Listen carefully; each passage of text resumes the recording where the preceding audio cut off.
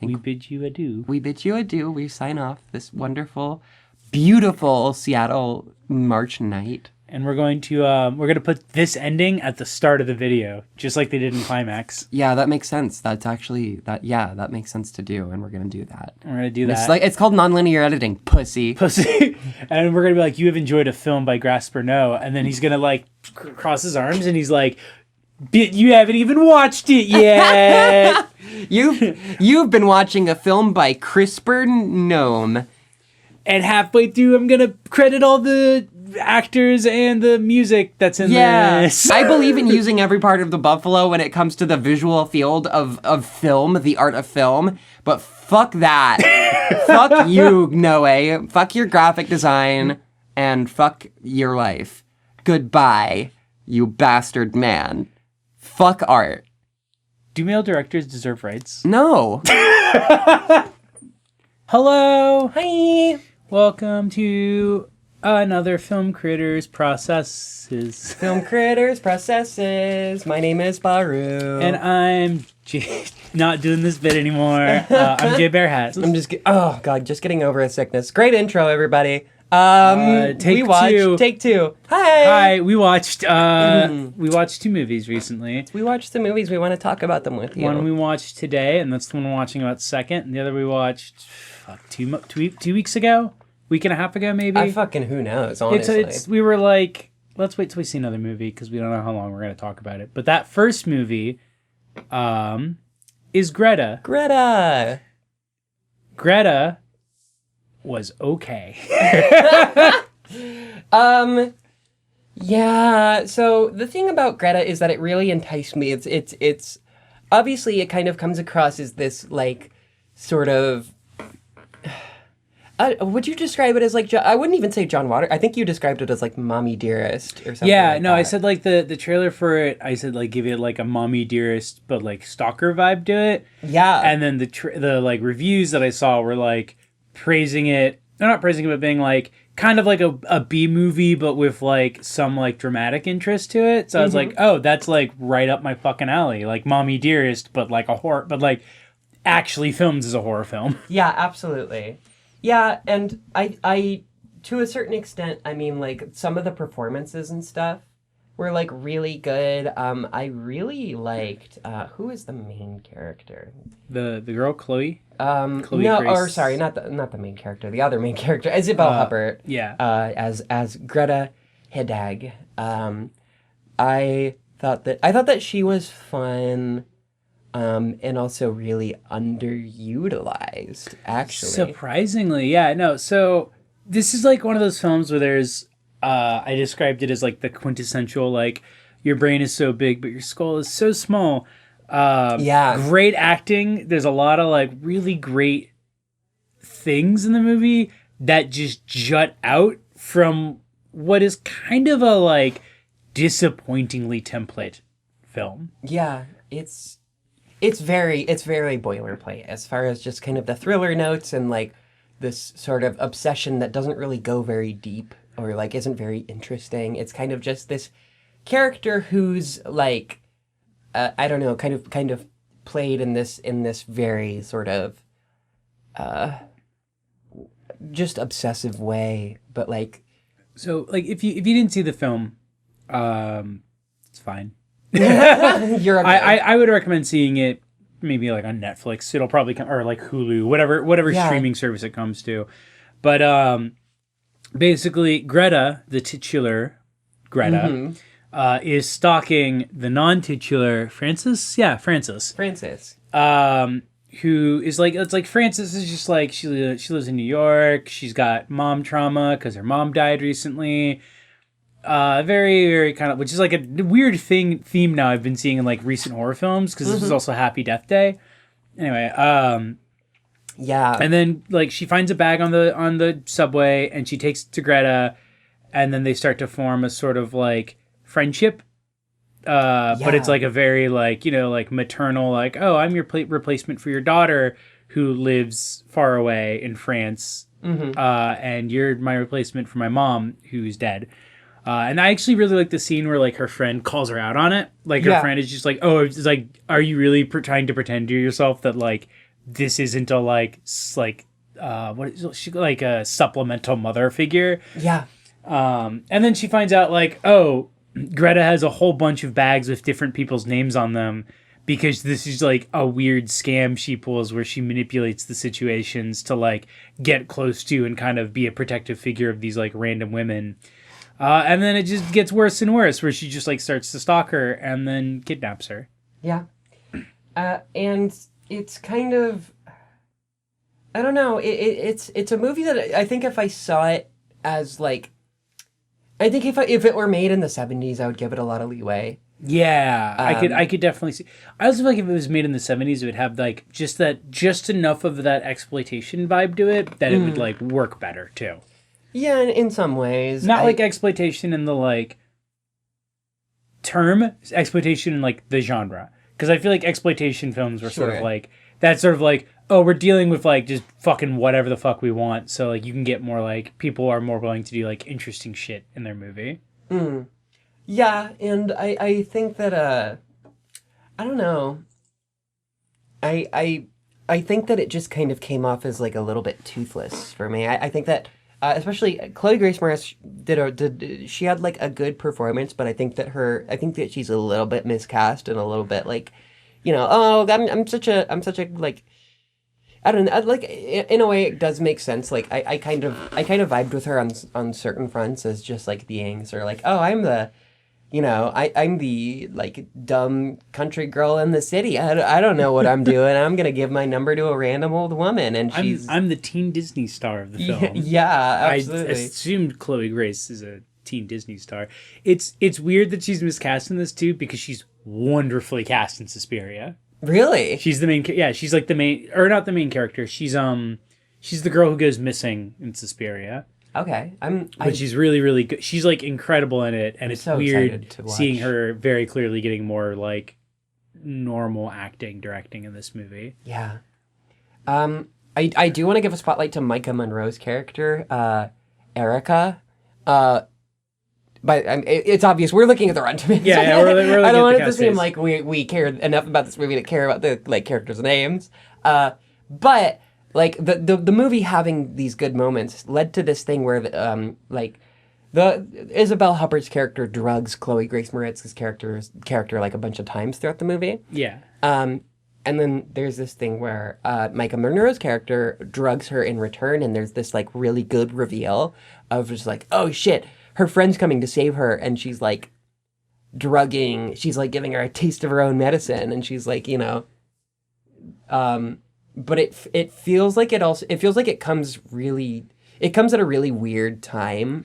Yeah. In the movie. I do really like in that reveal where she's just like, do you know how many fucking subway trains I had to take to like find your goddamn purse? Yeah. Just like the only thing she knows about Greta to find her is like the calling card she uses and just like using that to hunt her down. Mm-hmm. There's I think what I like about it is that this is one of the few films that I feel like represents female friendship with mildly sapphic undertones, but female friendship in a way that like actually feels like the director has talked to girls who are friends with each other. Yeah, I would say so. Because like they're like kind of mean to each other a little bit, but it's like obvious they care about each other, and like the length to which she goes to save her friend like matches the sort of campiness of the film. Yeah. But like conveys that kind of dedication to like a friend that I feel like you rarely see in Hollywood films between two women. Absolutely. I really loved the depth and like the complexity of their relationship. And I felt kind of like that same depth and complexity was really left out between Chloe Grace Moretz's character and Isabelle Huppert's character, just because like the fundamental problem with the movie is that it's just like, here's a relatively close-up shot of Isabelle Huppert's face and a musical sting. There's all of this ill portent of just like, oh, what if she has bad intentions? And then all of a sudden at the end of the movie, it's like, yeah, she did have bad intentions. But it's like, then like for the first 75% of the runtime, you're just supposed to be scared of Isabelle Huppert, and you're supposed to be like scared and intimidated by her like confronting Chloe Grace Moretz at this like restaurant, or like I don't even know if you're supposed to be scared, but it's just this silly scene where she's just like, you are ignoring me, you are leaving me alone, you should love me, and like all this stuff, and it just doesn't really land. There's so many. See, on the note of the French accent, there's like so many things that I love that are brilliant. Like there's a part when she talks to, there's a reveal basically that her daughter is not in France, which is horribly post-dubbed in when Frances finds her like mail to her daughter and it's been returned and it's like a local address, and she just goes and like very clearly added an extreme post-production. I thought you were in France. Yeah. Such an obvious studio like mandated line. It's so bad. There's a lot of stuff. There's a lot of like that's I think probably one of the biggest things. I feel like the film probably 2 or 3 rewrites back had a lot more that you can see in it that's really good, and there's definitely a lot of things that I feel like were studio mandated to like make it a very basic film. I could be wrong. It is just the guy who directed Vampire or what is it, Date with a Vampire or Queen of the Damned? I think it was Interview with a Vampire. Oh my god, you went through so many different fucking names. I fucked it up, yeah. Interview with a Vampire. Yeah, he did it. He did a lot of shit. Yeah, no, he's done a lot of like stuff, and like it could just be like, you know, that's just the kind of director he is. But he also did Breakfast on Pluto. But it could just also be like, you know, the studio like mandated the film be less smart. Breakfast on... Oh, wait. You know, I saw the title Breakfast on Pluto, and I just kind of assumed that it was the Eddie Murphy movie where he goes to like Pluto. Pluto Nash? Pluto Nash. Jesus Christ. Because I remember when, like right before we went in, I was looking up what else he directed, and I was like, wow, he's gone like Interview with a Vampire to Pluto Nash.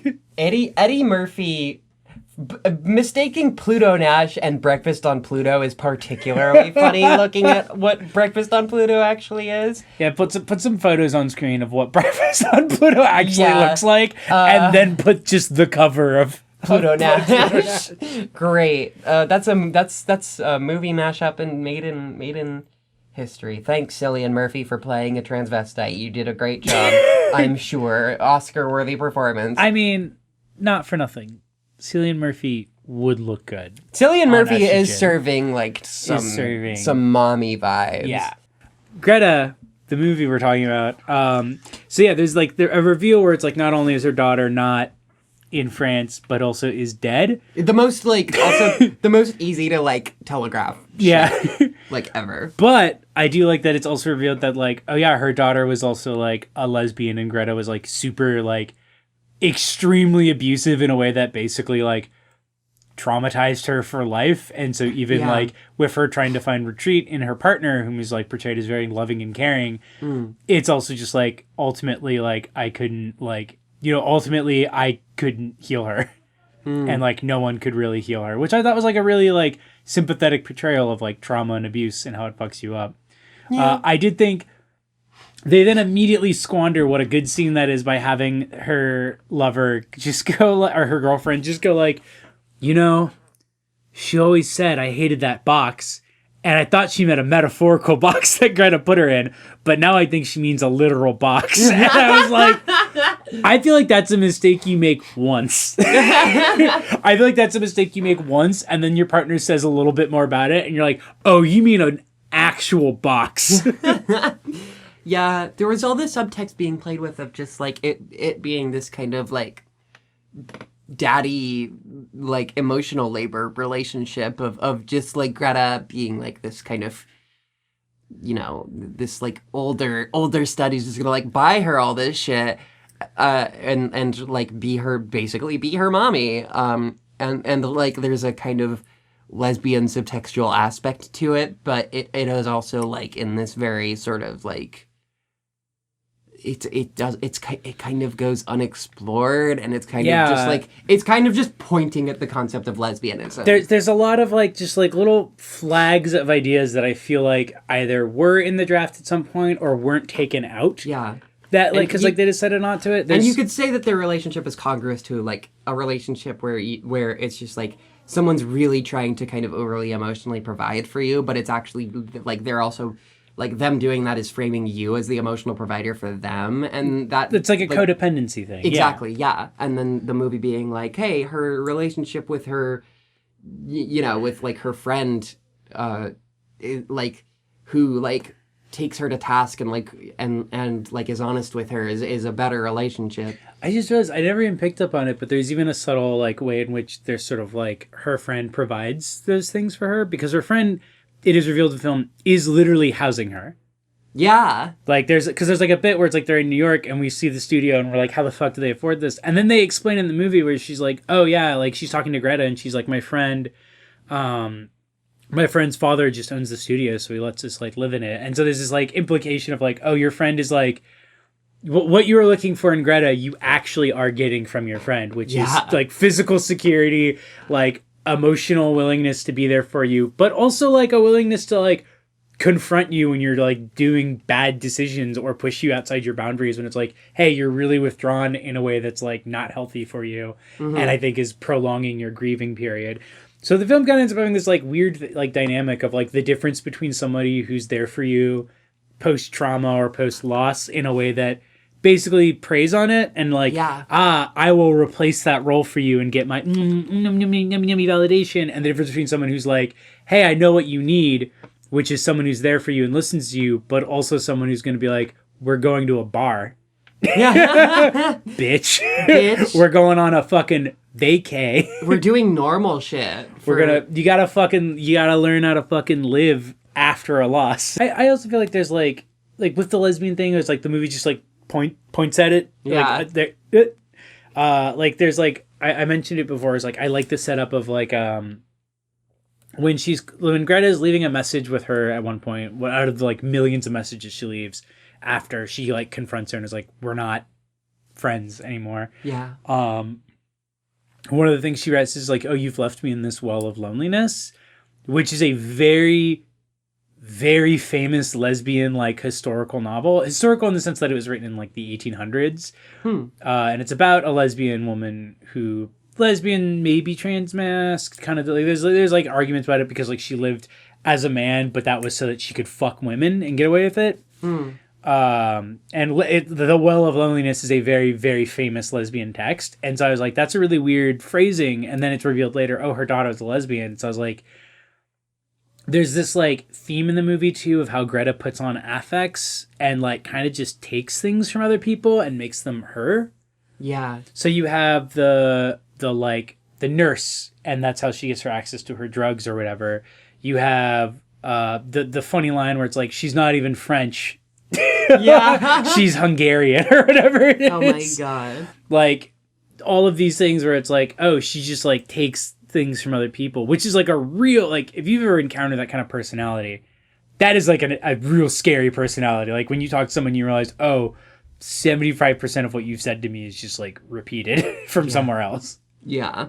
Which is another thing where it's like, I wish they had leaned more into that, like more into the idea of like her finding, like her leaving seeds for the audience to piece together that like, not only is Greta like manipulating the situation, but Greta is like, the faces that Greta is putting forward aren't even like from her. They're from someone else. Yeah.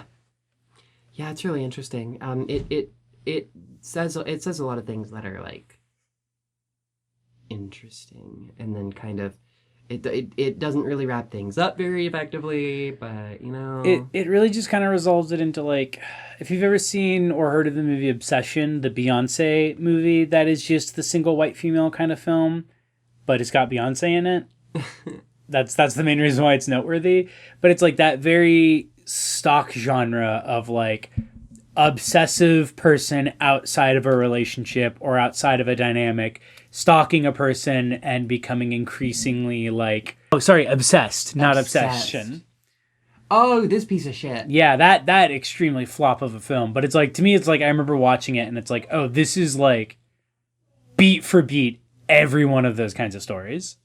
And Greta is unfortunately that kind of movie as well, which is a shame because there's a lot more interesting ideas they're working with. Yeah. I think Greta's like a step up from this type of movie. No, Greta is several steps up. It's just, it's disappointing that it doesn't quite rise outside of that genre.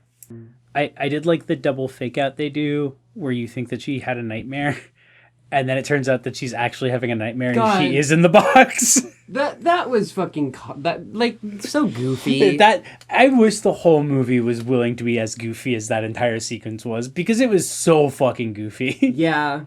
Ugh. Like, the movie kind of straddles the line between being legitimately good and legitimately, like, bad good, if that makes any sense. Yeah. And it kind of just doesn't really fall on either side in a way that makes it, like, way forgettable. Which is frustrating especially for a movie like this that could be so much more interesting than it is. It's a parents' DVD shelf movie. It's a movie your parents have on DVD, and so you've seen it, but like maybe you've seen it a bunch because your parents have it on DVD. Yeah. But it's not really a movie you have like strong feelings about, except for us, which is strong disappointment. Yeah. strong wishing and hoping and praying for. I feel like this has been like the problem so lately is oftentimes me seeing a movie and being like, wow, I really wish somebody made this movie, but like way better. And speaking of that, well, what would you rather have spent your ticket price on? For Greta? So let's say, what are we using $10, right? 10 or 15? Fuck it. 10, 11? Well, 10 to $15. What would I have rather spent it on? I really like weird novelty, like mom stuff. Like I've got this like world's greatest mom cup somewhere around here. Like just like a bunch of those. Yeah. Yeah, that's like, because that's also, you know, like ironic mom quiche. What would you have rather spent your $10 to $15 on? A $10 IKEA nightstand, which I actually recently did, and it changed my life. It gave you the emotional support that you needed. Yeah, it's giving me the emotional and physical support that I need to continue living my life. Yeah, and I wouldn't rather have spent $10 to $15 in an IKEA candy pick and mix bag, because the shit that I got was fucking stale. I would have rather have not spent it on like, God, what? Oh, like stale Happy Mother's Day candy from Rite Aid. Ugh. It's so gross. I mean, you know, why moms deserve better than the candy. Valentine's Day, you get great candy. Mother's Day candy is just like chalky chocolate. Yeah, it's bullshit. That's garbage. I mean, I don't know. To be fair, you do get about 200 pounds of candy for $10 to $15 after the holiday. Yeah. You have to like throw it on the cart that your car is towing behind it. You put a single thing of like rolls of toilet paper that you need for the house in it because you just don't want to admit that you're buying this much chocolate and you're hoping it'll somewhat obscure it, but there's just so much that you're not obscuring any of it. So, I gotta buy protein drinks. I'm getting Ensure. You know, I haven't been eating breakfast in the morning because I've been just rushing out the door. Aloe water. It's the new wave. It's like a colonic, but for your head. And you can body. drink it, and you can also rub it on your skin. Yeah. And if you get a wound, I think you can disinfect it. Yeah. You disinfect your soul. Anyway.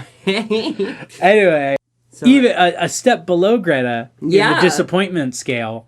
Would you say you were more disappointed or less disappointed? By Climax? Yeah. Climax by Gaspar Noé. Way more disappointed. Yeah. Climax stood a lot more to gain, I think. Yeah, because Climax was like, I was like hyped for Climax. What has Climax even got on here? Rotted tomatoes. Rotted tomatoes.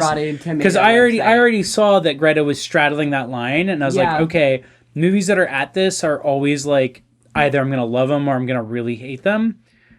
Because I tend to really like mixed. Oh, I'm actually surprised that it's only a 72%, because that's probably about what I would give this movie. Yeah. Maybe a little late, maybe 60s. It's kind of hard to say. Like, I'm also shocked by the audience and the critics liking it exactly the same. That's how you can tell the fucking algorithm's working. Oof. Climax is a lower score than Captain Marvel. Hey, how's that feel, Gasper? Gasper the friendly ghost ass bitch. Gasper, no way. More like Gasper, no way. You're beating Captain Marvel. Rotten Tomatoes. Man, they should put Gaspar Noé in charge of a Marvel Cinematic Universe film. Oh my God, would they allow him? I mean, I guess Logan was supposed to be pretty upsetting. I guess they just have to like, all right, Gasper, you can do an Ant-Man movie. So let's talk a little bit about Gaspar Noé, actually. All right. Have you seen any of his other films? I got through a good chunk of Irreversible, but I saw it when I was in college, so Okay. I was probably dumb. Yeah. But I did really like it, but I also didn't finish it because it made me physically ill. Okay. Which is like a benefit to the film. To like that's a plus in its favor because that's definitely what it was going for. It just worked way too well. Yeah, I see that. It was too effective. Because doesn't the rape happen like halfway through that film? Irreversible? Yeah. I want to say. I haven't seen it. Because I know I didn't get to that part. Mm. It was like maybe like right before it is like when the movie gets wacky. And then I never saw Enter the Void because I always heard bad to mixed about it. I've seen Enter the Void. I kind of I am generally in agreement with what people say about Gaspar Noé, except for the positive stuff that people say about Gaspar. Like, I really think that his technical ability as a cinematographer and as like the shots that he chooses is like really interesting. And a lot of Enter the Void I watched and I was like, man, I really don't know how they did this. Like, this is really cool. And then you realize that you're sitting there wasting your fucking life away watching the most fucking like absolutely just navel-gazy bullshit. Like the most annoying, like, what if this? Like what if you're just looking at this right now and like I'm saying this about this and it's like talking to a burner that you want to strangle who like you know is just gonna be like an MMA lifestyler in like 10 to 15 years. Oh god. Like you know who's like I'm on a health kick, like that kind of guy. Like who like Gaspar Noé, here's my thing. Gaspar Noé is a narc. Like there's no way that he is doing drugs in the way that he says that he's doing drugs.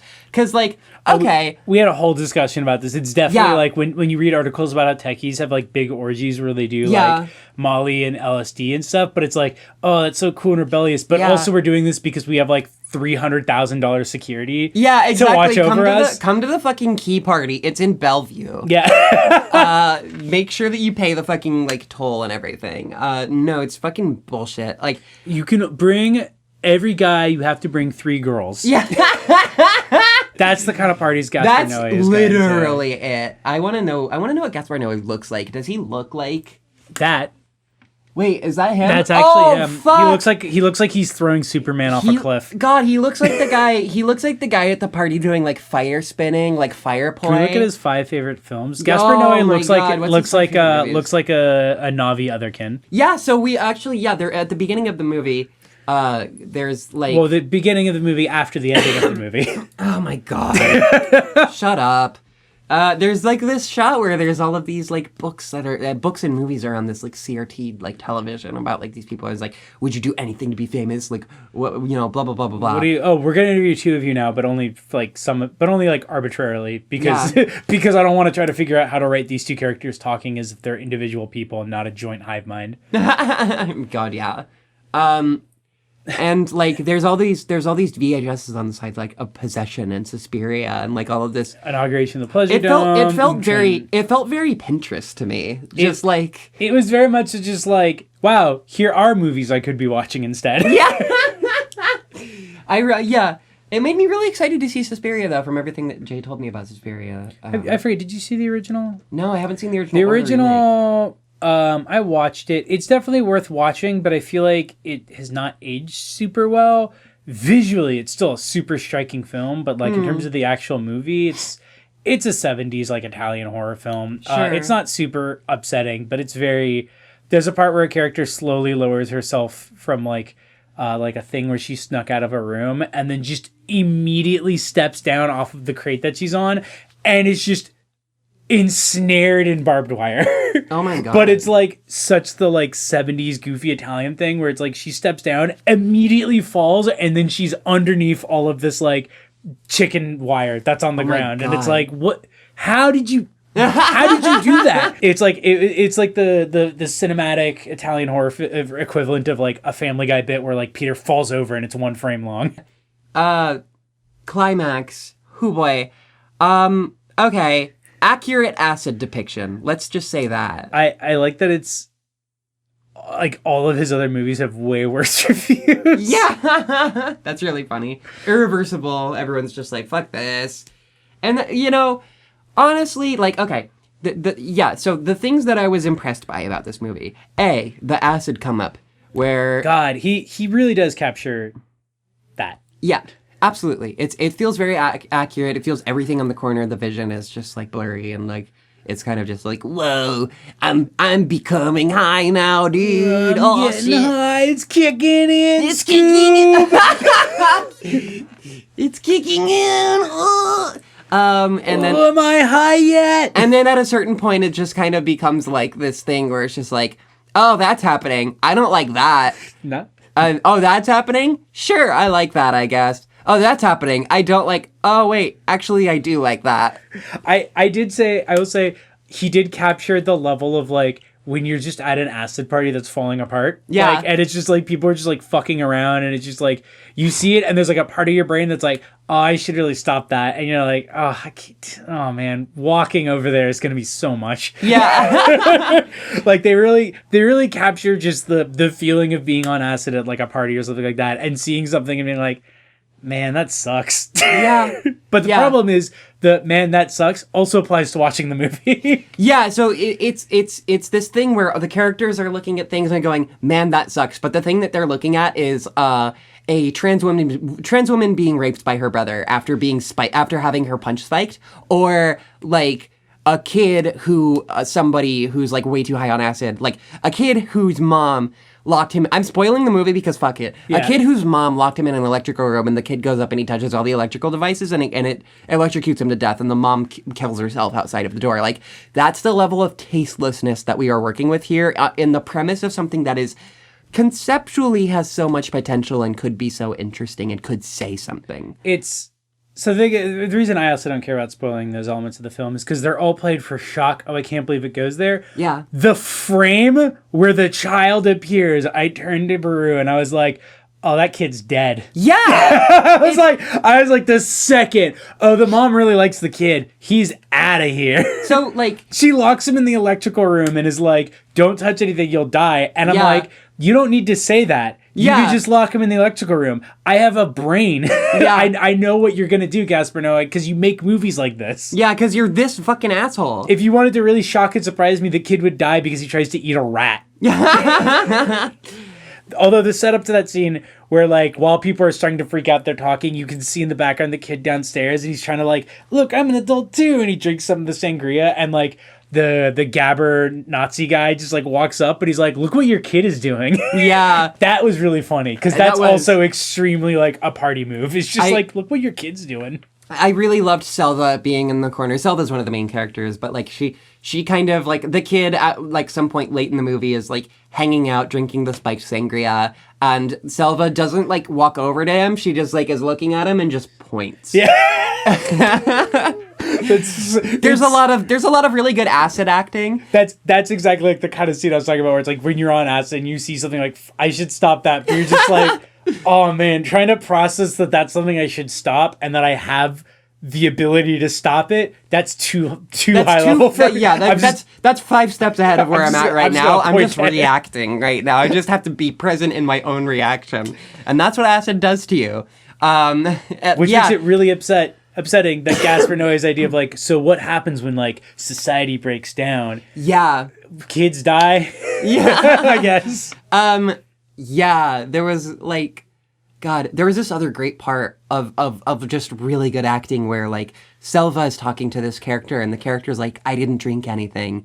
And she's like, and Selva's just like, oh, why? And the girl's like, there's something growing in my stomach. No, she starts off with, like, can you keep a secret? She's like, I always keep secrets. And then she just goes, can you keep a secret from me? And she's like, okay, I'll keep a secret.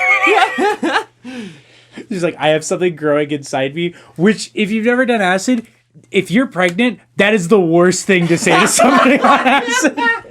Because Selva has this reaction that's like, what? The fuck? She literally looks like she just opened her mouth and said, I'm an alien. Because she goes, do you know what it is? And then, like, she says, yeah, that's, like, literally your response. Like, do you know what's growing inside you? And she's like, bitch, I'm pregnant. She's like, yeah, I'm pregnant. And then she's like, what what is wrong? Like, it's like she doesn't know that everyone else is on acid because she left when people started coming up thinking that they were just getting too drunk. Yeah. And she's also like, I think she's like one of the characters who doesn't do any drugs, so she doesn't know what's going on. Yeah, but it's just, it's that scene is pitch perfect, like drug acting. Just like, I have something growing inside me, and her reaction of just like, I can't just don't say that. Don't say that shit. It's really, there's a lot of the movie is really funny and slapstick in a way that it's maybe not meaning to be. So you brought up something very interesting as we left the theater that I thought that I was really interested to kind of explore, which is that like there's an element of the movie where it kind of asserts that acid's this thing that brings out the sort of public unconscious. Yeah, no, it's the thing I brought up like when we're exiting the film is like, I always want to try to meet directors at where they are. I don't like to like read bad intent into a movie. But there's a level in the film where it's like the framing, there's like a bit where it's like, this is a French film and France is proud of it or something. And they keep referring to the French flag that is like a backdrop for major scenes. Mm-hmm. And then they do a very heavy-handed job of like emphasizing that this is a sort of diverse crowd. Not necessarily in like just a racial way, but it's like when they're doing all their dance moves and the big collaborative dance thing, they're all doing, or like they're like, specific groups and types of different dances that they're doing. Yeah. Very genre dances. There is like specific tensions that are being played with like characters aren't really like explicitly saying I'm this or that, but from the ways they interact, you can kind of tell like some of these characters are straight, some of them are bi, some of them are gay, some of them are trans. None of it's ever explicitly stated. But there's a lot of really kind of tensions around There's a lot of tension and conflict with like with characters' sexualities and like desires kind of like not intersect, or like the way that like a sort of femi like boy character who's like interested in this other man gets like pushed away. That feels really, it's kind of the tip of the iceberg on how like cynical this movie can be. And so then the problem is like you have all these people working together and talking about how France has the best dance scene, and there's this sort of feeling of like France is the best dance scene because of our diversity of cultures and like people and ideas. But when society breaks down, isn't that like bad? And it's like, I don't want to say that that's what he's feeling, but France is an extremely xenophobic country with right now especially an extremely huge like xenophobic, racist, anti-immigrant, anti-diversity policy, and how it's ruining French culture.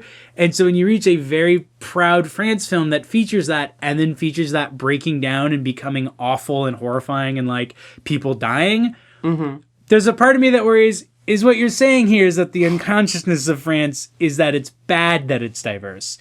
The closest to a self-aware tag on that is that when they first start coming up and realize they've been drugged, the first character they immediately decide had to do it is the character named Omar, and they just lock him out and he freezes to death. Yeah. Yeah. And even when they realize that he's not it, no one goes and like, oh, we should let him in. Like they realize like almost immediately like, oh, he's probably not the one who did it, and they just don't let him in. Yeah. It's very like that's the closest that it gets to kind of understanding what it's playing with.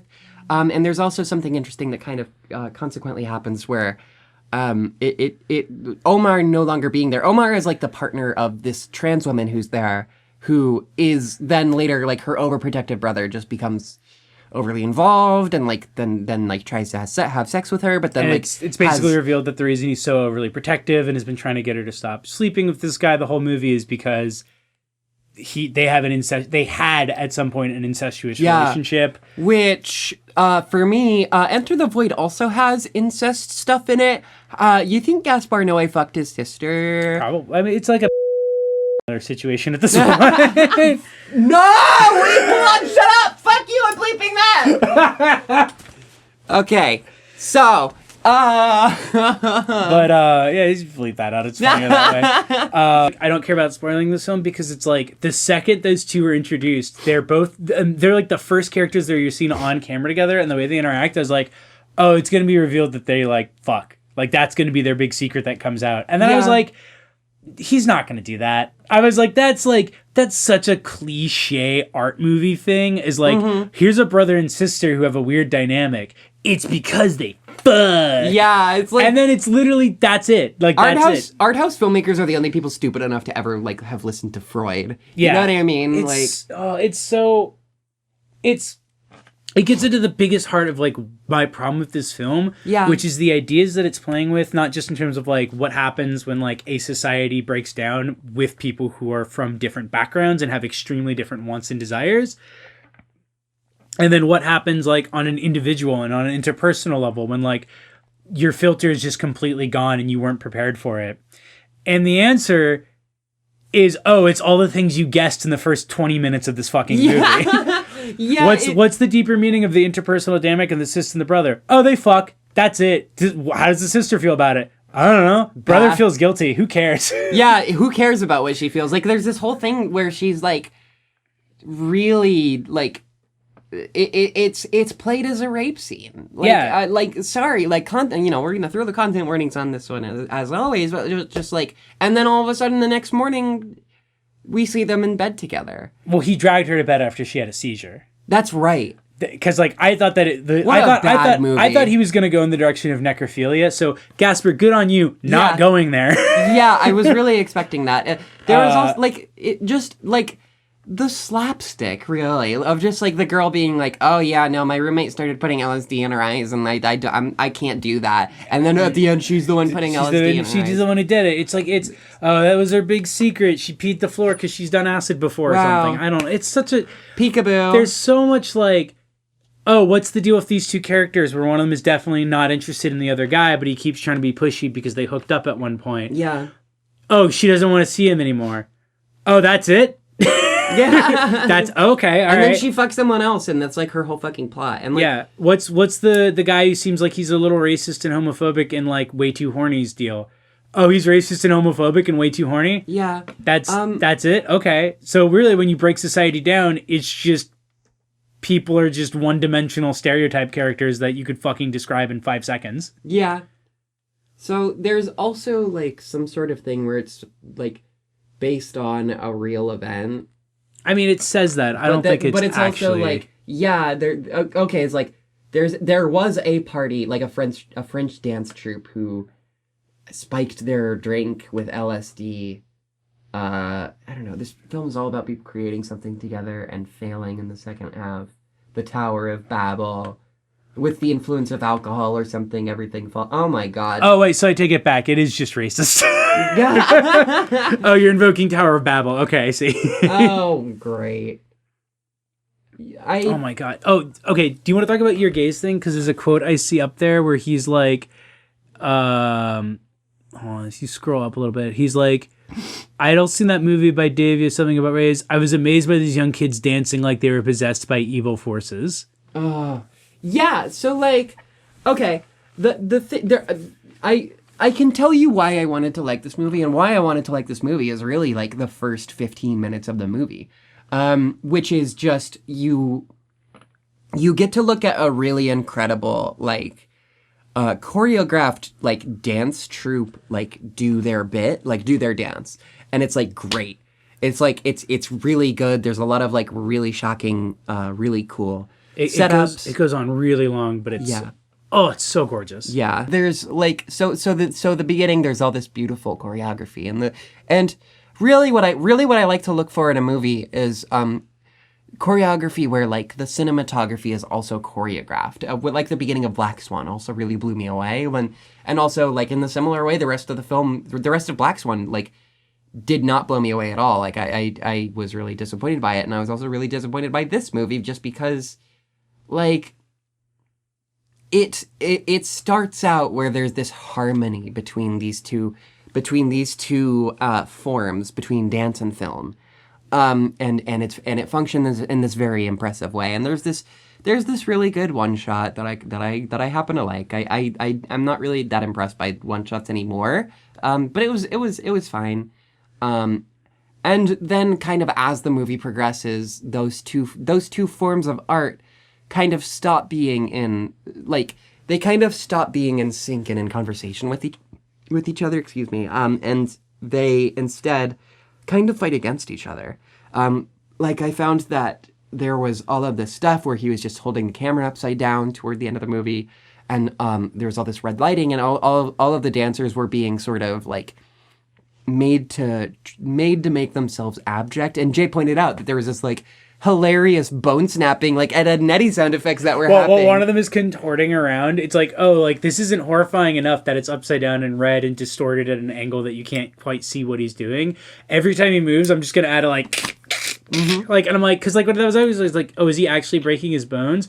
Oh no, he just doesn't know how contortion works. Yeah, exactly. Like, and it's kind of just like what I don't know. Like, okay, Gaspar Noé says like, I want to make a horror movie about this thing that happened. How do I make it scary? I'll point the camera at, like, sexual assault and dancers doing their craft, but in a way that I have decided is scary. It's creepy. Isn't it creepy if you were walking down the hall and a person was just dancing and also you're in a dance troupe, so that's not weird at all? Yeah, exactly. Like, and I mean, like, there's some dissonance between, like, some of the stuff that's happening and the fact that people are still dancing that's being played with. But that's also very funny to me. Yeah. And also just, like... That ends up becoming, like I said, like, yeah, that just is what, like, an acid party that's just going to shit is like. It's just some people who just are totally on the wrong wavelength for what's going on. Absolutely. So, and some of the filming just kind of got in the way of like, the cool stuff that I wanted to see. And then, like, everything that happened was shit that I didn't want to see. I did like, in that sort of, like, way of, like, actually adding horror, was just, like, as they move through the building, there being certain parts of the building where if you go through it, you will hear someone screaming. Yeah. Like, there's the kid locked in the electrical closet, and there's a woman who gets set on fire, and, like, where did she go? And at the end of the film, you find out that she's been in, like, a bathroom in one of the hallways, just pouring water on herself over and over again, and, like, screaming because she's in agony. Yeah. And I did like that in terms of, like, that was actually unsettling, because you started to learn from the layout, whenever a character is going by a certain area, you're either going to hear a child, like, screaming and bleeding, or you're going to hear a woman screaming and you can't figure out where she is. Yeah. That was really good. That's it. That was the only parts where I was like, that was scary. Yeah. I think that, like, visually it has everything going for it. As far as just the design, it had a really good soundtrack. The actors, God bless them. Actors, bless them. Bless the material they had. Loved the weird dad-child dynamic between the character whose name is actually, like, Daddy Smiles, and the little gay twink who's, like, really wants to lose his virginity, and he's like, don't rush yourself. And then at the end, he's, like, wearing, like, really thrown-on drag, and he's like, don't... And he's like, I'm scared. He's like, don't be. We're home, darling. Yeah, that was beautiful. That was like, God, I wish, like, that made me be like, wow, I really wish we got more of these two characters in our lives, because they definitely have them. Yeah, I feel the thing about the film is that it kind of, like, it talks about queer art, but it feels so, like, it feels a little bit predatory, and it feels like it doesn't really get the sort of, like, I don't know, like, there is an element, there is a kind of a Tower of Babel-ish sort of, like, Icarus, like, you know, thing with queer projects sometimes, where it's like, okay, sometimes things fall apart, sometimes people are, like, shit to each other, and, like, all that. And I think coming from the perspective that this movie comes from, it just comes across as kind of annoying, and, like, the ways that it presents itself are, like, just short of feeling accurate. Or, like, in the ways that they do feel accurate feel really sort of exhibitionist and a little bit tasteless. I also feel like the film kind of frames some of the queer people as pretty predatory in a way that, like the twink being way too pushy with the, like, white supremacist guy. Yeah, kind of felt like there was an attempt to make them equalized there, and I'm like, it's not really. Yeah, because this twink is, like, drugged and doesn't really know what's going on, and is also, like, tiny, and this guy is, like, attempting to fuck literally any woman and, like, touching them without them even seeing who's touching them. Yeah, it's really bad. Plus, you have Dom, the bald butch woman, physically assaulting a pregnant woman. I fucking hate art house directors. Like, don't deserve rights. And then like all of them. See, the scene where they're all surrounding her and they're screaming at her to like kill herself and to like cut herself. That was like, if this movie had earned that, I would have really liked that scene, because that is like a nightmarish kind of thing that could absolutely happen in that kind of scenario. And like the way in which the characters constantly just would turn on each other and then immediately forget that they had turned on each other. Yeah, like works really well with the ideas that the film is playing with. Uh-huh. But again, it's like none of the characters have like anything. It's like what happens when society breaks down. The characters are the exact same cliches they were at the start of the film. Yeah, they have the exact same motivations. They don't really change. They don't really go like nothing that happens in the film doesn't seem like it wouldn't have happened if they just got too drunk. Yeah, exactly. It's a frustrating film because like they just go through trauma and then they don't really change, and then like nothing really kind of comes out of anything. And then it has the audacity to end with the girl putting LSD in her eyes, and she has a book that's like, LSD is therapy. Yeah. And it's like, wasn't this a transformative experience? And it's like, no, you literally just reinforced all the same things that happened. Yeah, exactly. Like, I don't know. Which, maybe that works for the message of the film with the whole climax thing, but the experience of watching it is just watching a director spin his wheels and be like, isn't it fucked up when kids die? Yeah. If a mom gave up dancing to be with her child and her child died, she'd probably kill herself. I didn't want to do any visual or sound effects to reproduce the feeling you're having when you're on drugs. Bitch, well, you did. Well, you did. I'm just reading his quotes and I hate him. And I hate Gaspar Noé and he's a hack and he's a piece of shit. Such a disappointment. How dare you ruin such a good concept? Yeah, go live in the suburbs, you bitch. Ari Aster, can you do a remake of Climax? Yeah. Just do a remake. Fucking, they're letting James Gunn do a remake of Suicide Squad. You can make it, just call it The Climax. Wait, no they're not. Yeah, James Gunn is remaking Suicide Squad. No, he's they're rebooting not. it as The Suicide Squad. No. Same actors. Look it up. Either that or like people have been lying at me. The Suicide Squad. Suicide Squad 2 is a total reboot. And will be done before Guardians of the Galaxy 3? Bitch, what the fuck? I think people should be excited. Yeah, Wait. it's a James Gunn movie. He's literally just making a new Suicide Squad movie and just completely scrapping the first one. What the fuck? And he's talked about how he's like, I want to call it The Suicide Squad. See, first of all, we don't call it Suicide Squad 2 because it's a total reboot.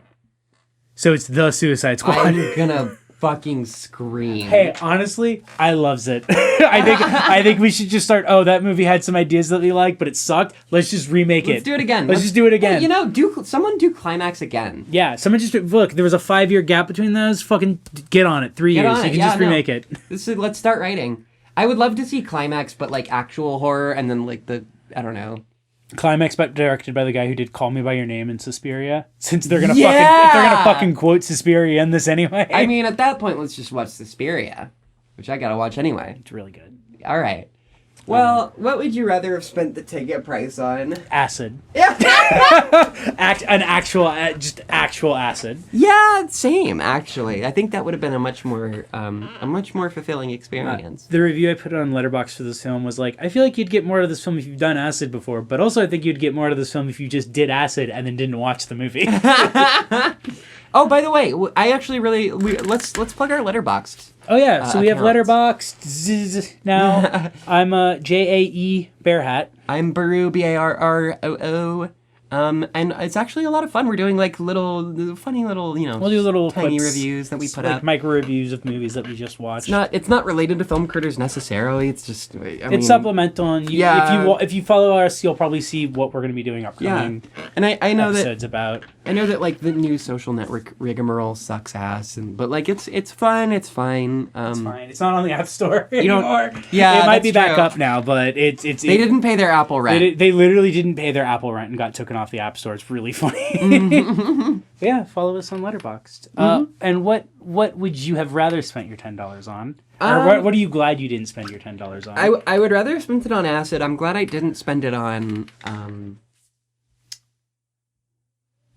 I'll go. I'm glad I didn't spend it on bad acid. I'm glad I didn't spend it on salvia. Well, salvia would have been shorter. That's true. Would have gotten out of the way You would quicker. have got it done. You'd have been in and out. Yeah. This movie was like 3 hours. Yeah, this movie's way longer than Salvia. Jesus Christ. That's the tagline. Climax is longer than Salvia. By the way, I've never done Salvia. We've never done drugs. We've never done. If you're a cop and you're listening to this, acid. To the police, I am a good girl. I'm normal and do the bad thing. If you get a chance to see a German horror film called Der Nachtmare, it does kind of some similar visual and disorientation things, and it's way better and it's really good and I like it a lot. I really want to check it out. Yeah. Yeah. Thank you so much for joining us.